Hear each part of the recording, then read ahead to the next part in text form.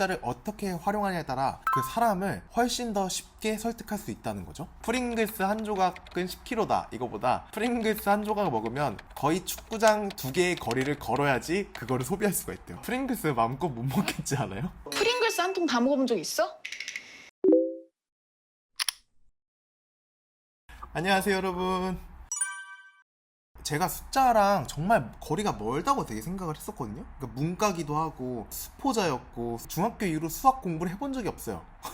그렇게 정말 숫자랑은 정말 거리가 멀다라고 생각을 했었는데 이 책을 읽으면서 일에서 좋은 성과를 내기 위해서 숫자를 얼마나 쓰고 있지를 생각해 보게 되더라고요. 이번에는 넘버 스틱, 착 달라붙는 스틱 넘버를 찾아라 라고 말하는 이제 책인데 제 유튜브 채널 한번 같이 보실래요?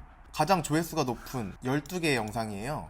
여기 숫자 있죠? 딱 5년, 그리고 70%, 6개월 동안 1억, 딱 2가지 있고 30대에 100억 있고 빚 10억에서 영국 400대 부자. 5분이면 돼요. 성공한 사람들은 전부 하나씩 가지고 있어요. 하나, 이 숫자도 썼고 그리고 매일 딱 2분만 따라해보세요. 조회수가 많은 순으로 봤을 때 썸네일과 제목에 숫자가 들어가 있는 영상이 꽤 많더라는 거죠. 저도 모르는 사이에 내가 숫자를 굉장히 많이 활용하고 있었구나. 아, 내가 이거를 똑똑히 활용하고 있었나? 한번 다시 살펴보게 되더라고요. 기업에서 뭐 제안서를 쓴다던가 아니면 PPT를 만든다던가 누군가를 설득할 일이 되게 많잖아요. 그러니까 논리적으로 이제 사람을 설득하려면 논리적인 지표 같은 게 있어야 될 거 아니에요. 그때 많이 등장해 숫자인데 이 숫자를 어떻게 활용하냐에 따라 그 사람을 훨씬 더 쉽게 설득할 수 있다는 거죠. 제가 인상 깊었던 구절을 좀 이야기해 볼게요. 호주 산불로 약 18만 6천 제곱킬로미터가 손실되었다. 이 문장보다 호주 산불로 일본의 절반만큼 탔다. 이게 훨씬 우리가 와닿잖아요. 16만 6천 제곱킬로미터가 얼마 되는지 이게 보통 사람들이 감흥이 잘 안 될 거 아니에요. 그리고 우리나라 사람들은 일본이 얼마나 큰지는 대충 알잖아요. 느낌상. 아, 일본의 절반이 찼다 그러면 진짜 엄청 심각한 산불이다라고 느낄 거 아니에요. 실제로 이 책은 숫자를 어떻게 활용하는지를 알려준 책이지만 숫자를 안 쓰는 것도 좋은 방법이다라는 거가 되게 신선했어요. 이처럼 중요한 사실을 알려주는 통계를 전달하고 싶다면 중간 단계는 과감히 건너뛰기 바란다. 정면으로 핵심을 던져라. 중요한 건 단순히 숫자를 보고 읽는 게 아니라 느끼게 만드는 것이다. 이 느끼게 만드는 것이다에다가 이렇게 동그라미 쳤거든요. 너무 숫자를 써야 된다는 강박에 사로잡히면 안 되겠다라는 생각을 했어요. 그리고 두 번째가 1에는 힘이 있다. 사람들에게 숫자를 이해시키는 가장 빠른 방법은 가장 간단하고 쉬운 것부터 시작하는 것이라고. 그래서 보통 사람들이 어마어마하게 큰 숫자를 던지면 임팩트가 있을 거다 이렇게 생각을 하는데 그렇게 생각하는 거를 거대주의라고 해요. 거대주의에 빠진다고. 여기서 예로 들었던 게 미국 부채가 27조 달러이다.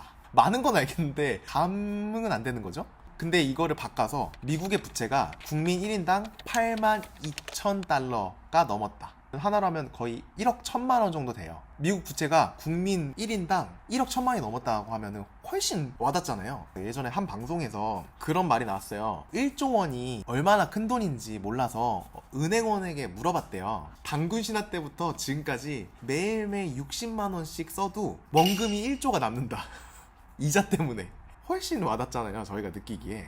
이번 카타르 월드컵 개최 비용이 285조라고 했는데 이 돈을 조금 더 와닿게 만들려면 뭐 그냥 이렇게 얘기할 수 있겠네요. 여기어때 같은 회사가 285개가 생길 수 있는 돈이라고 생각하면 그리고 또 와닿았던 게 추상적인 숫자를 구체적인 사물로, 예를 들면은 막 그 몸속에 뭐 3cm 종양이 있습니다 라고 얘기하면은 감흥이 좀 안 잡힐 수 있잖아요. 포도알 만한 종양이 있습니다 하면은 조금 더 이제 이해가 쉽잖아요. 제가 이걸 보는데 생각난 영상이 꽈추형 아시죠? 그분 강연 영상이 하나 있었는데 전립선 크기가 그 우리 먹는 그 밥알만 해요 이렇게 얘기하시거든요. 좀 그 뒤로 그게 잊혀지지가 않는 거예요. 뭐 3cm, 4cm 정도 돼요 이러면은 기억하기가 더 어려웠을 텐데 밥알이라 그러니까 훨씬 이해하기가 쉬웠던 거.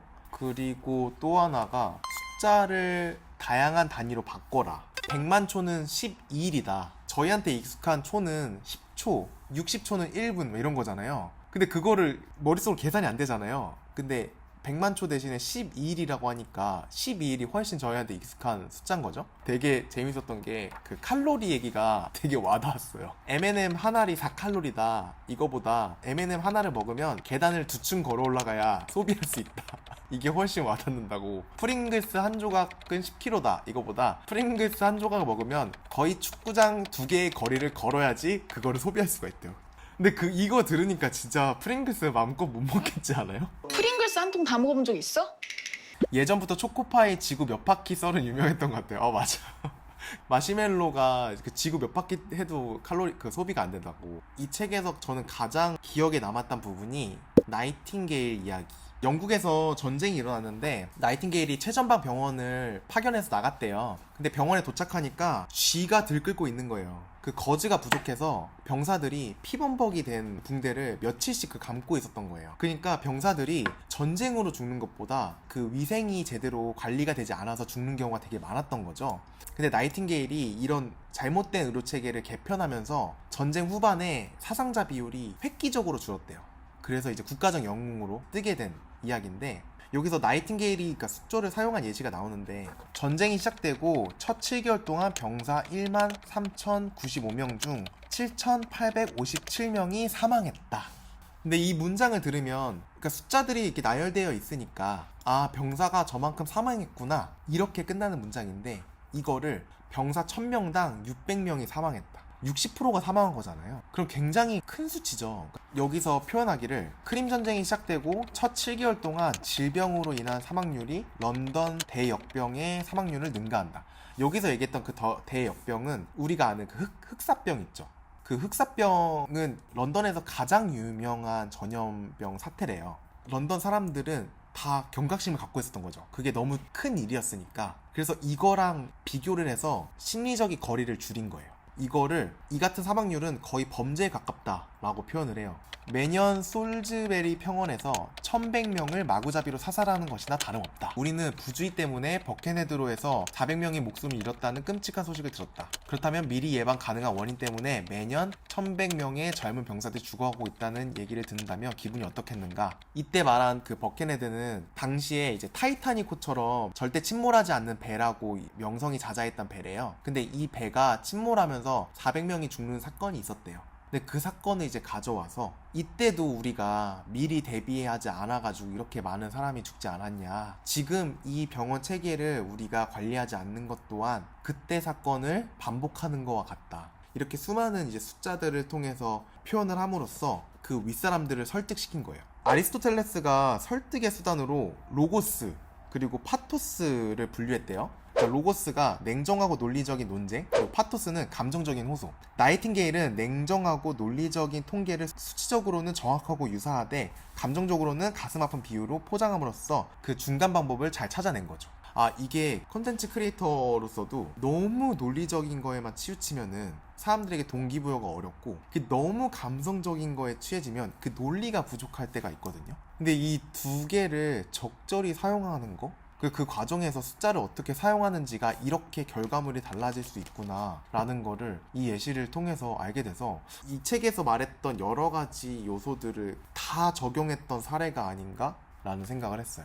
여러분들은 이 책을 읽고 어떤 부분이 기억에 남았는지 자유롭게 공유해 주셔서 좋을 것 같아요. 저희 지역에 극장이 하나가 있어요. 단관극장, 그러니까 상영관이 하나인 영화관이 있는데, 이제 사회적 운동가, 활동가 분들이 이제 힘을 모아서 매입을 해서 시민의 공간으로 좀 사용을 하자, 이렇게 해서 세금 한 30억 정도를 들여서 극장 부지를 매입을 해서 진행을 하고 있는데, 시 정권이 바뀌게 되면서 이 30억을 들어간 그런 게 너무 아깝지 않냐, 정쟁의 어떤 중심에 서게 됐어요. 그렇다 보니까 제가 이제 이 책을 보고 담당자분한테 30억이면 시민 인구가 30만 명인데 한 사람당 세금을 추가로 10,000원 더 낸 거 아니냐, 전 시민들이 영화 한 번만 안 보면은 이런 시민의 극장을 2개를 만들 수 있지 않냐, 그런 식으로 논리를 풀었고, 그분이 충격을 받으셨나봐요. 아, 이렇게도 숫자를 쓸 수 있구나. 그걸로 지금 다시 시 쪽이랑 설득을 하고 있고, 실전으로도 이렇게 써먹으니까 굉장히 사람들의 반응이 좋아서 굉장히 도움이 되는 책이었습니다.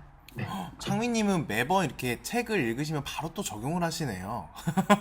그렇게 해야 남더라고요. 그쵸. 저한테 남는 게 있는 것 같아서. 그런 네. 스토리가 있는 게 참 좋습니다. 또 다른 분 얘기해 주시겠어요? 저는 일단 이번 책 읽으면서 자기야 어필을 하는 방법을 알려주는 책이다라는 생각이 되게 많이 들었거든요. 실제로 제가 어떤 프로모션을 해가지고 팔로워를 모아야 하는 게 있었는데 약 3만 팔로워 정도 모은 게 있었어요. 근데 그거를 가지고 이제 저희 위에서는 이게 얼마나 잘한 건데? 라고 하시는 거예요. 그게 제가 하루에 모았던 팔로워라서 제가 그때 그랬거든요. 모 브랜드에서는 이거를 3년 동안 모은 숫자다. 근데 우리는 하루 동안에 모은 거다. 라고 말을 하니까 그럼 되게 잘한 거잖아. 이렇게 바로 말씀을 하시더라고요. 손익 같은 거를 이야기를 할 때도 너네 부서가 이만큼 예산 쓴 거면 뭐 잘 쓴 건가? 이러셔서 옆 팀이랑 매출은 똑같은데 우리 비용을 3분의 1밖에 안 썼다. 이렇게 말하니까 효율을 되게 잘 냈네 라고 하시더라고요. 이걸로 좀 자기 어필을 더 효과적으로 할 수 있는 방법이라고 생각해서 되게 유용하다고 생각했습니다. 팔로워 수 있잖아요. 그 얘기 하시니까 갑자기 생각난 건데 저희 그 유튜버들끼리 모이면 또 어떤 얘기를 하냐면 10만 유튜버, 20만 유튜버, 30만 유튜버 막 이렇게 하잖아요. 이제 50만 유튜버잖아요. 제주시가 48만 정도 있다고 하더라고요. 그래서 제주도 민보다 내 구독자가 많다 하면 또 와닿는 거예요. 더 와, 그거 되게 많네. 그런 기억이 나네요. 그러면은 저희는 다음에 뵐게요. 안녕.